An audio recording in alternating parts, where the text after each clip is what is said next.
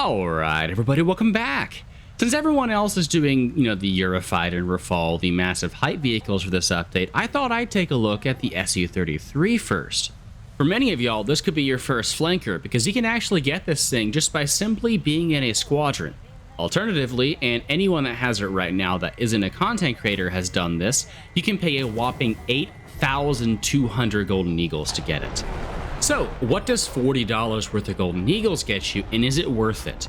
Well, I'm going to start with the good things, and at its battle rating of 13.0, or 13.3 in Sim, this thing has an incredible kit.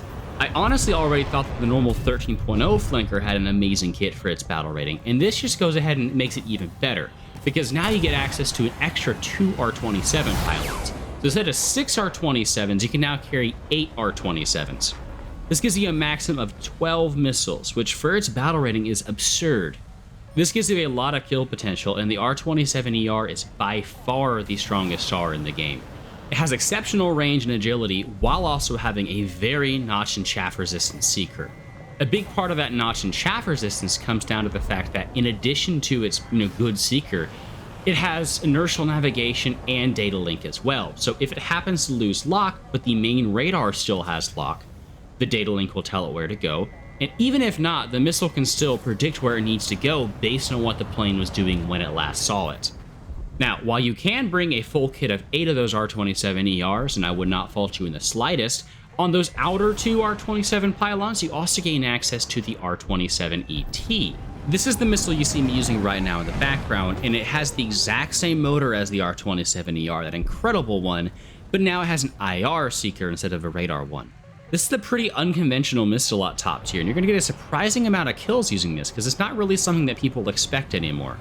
The fact that people have become so reliant on radar missiles for long-range kills means that many people just have their eyes glued to their RWRs. Or they get a launch warning from enemy aircraft and are just popping chaff, not realizing it's an IR missile. Even if they do flare, so long as it's rear aspect, there's a good chance it'll ignore their flares as well. The R27ET shares the same seeker head as the R27T, and they do have IRCCM. Now, theirs is gate width, just like the IRCCM on the R73, but it does have a couple changes from the R73's. The ET actually has a better ratio between its rear aspect heat and flare sensitivity, so if it is seeing flares, it is more likely to ignore them than the R73. That does come to the downside though. Compared to the R73, its gate width value is bigger at 1.33 degrees versus the 0.75 of the R73. So at very close range, or like in all aspect or side aspect shots, the ET can then see more of the flares.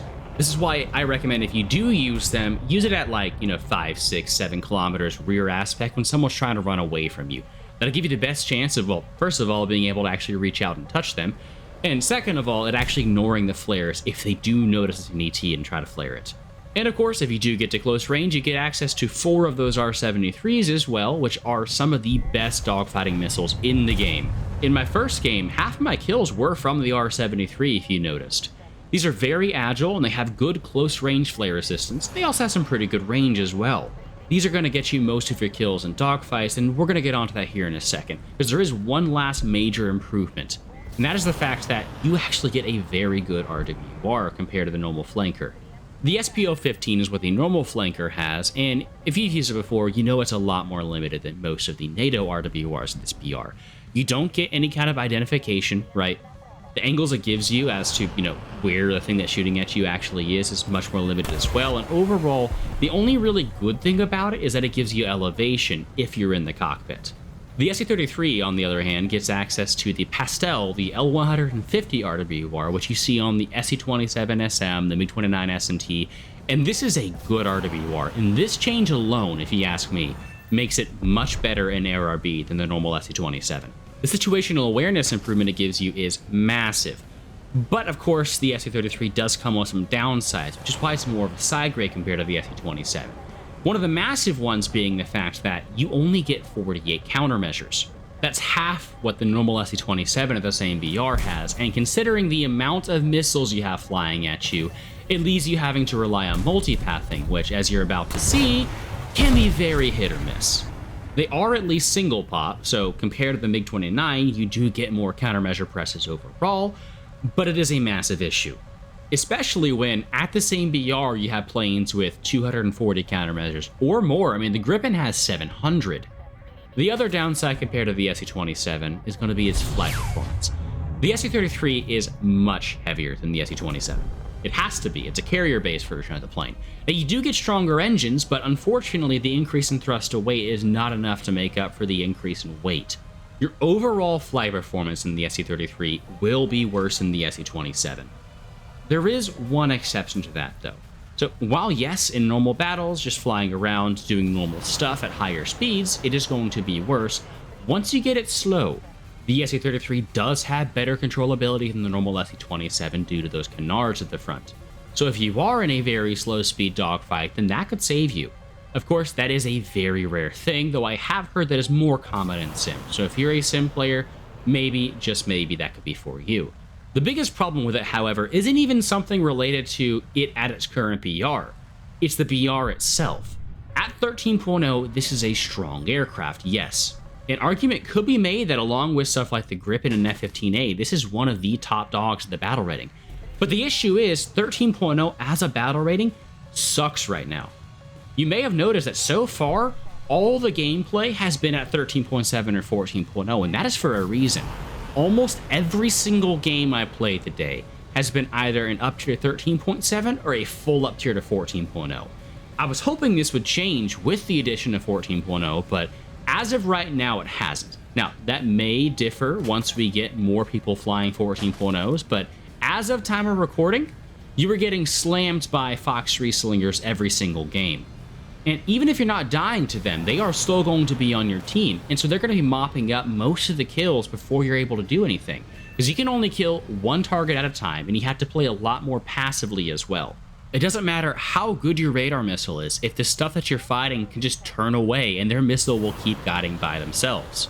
That forces you on the defensive, and unlike, say, for example, the MiG-29 SMT, you can't basically notch while still guiding in your missiles. You get the normal flanker radar, which is not a good radar for the battle rating. It has much more limited off-bore sight ability. The scan is horrible, very, very slow. You do at least get 20 kilometer range radar HMD, but radar HMD is very unreliable. As for whether you should get it, though, I think it's very dependent on, first of all, whether or not you have a flanker. If you don't and you want to get one, this is going to be a decent choice for that. I do think that at its current battle rating, I would rather take it over the SU-27S, even with those downsides I mentioned, purely because of the RWR. It makes a massive difference. Personally, though, I would not say it's worth spending $40 on it.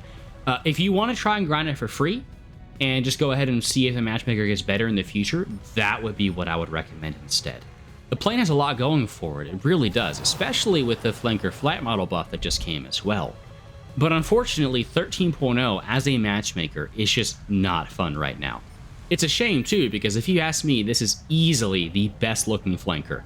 I hope y'all enjoyed the video. If you did, let me know in the comments down below, and also let me know what you would like to see next. I think I already know what I want to do, but if there's something that is like a universal ask, then maybe I'll change my mind. And in any case, enjoy patch day, and I'll catch y'all next time. So, peace, y'all.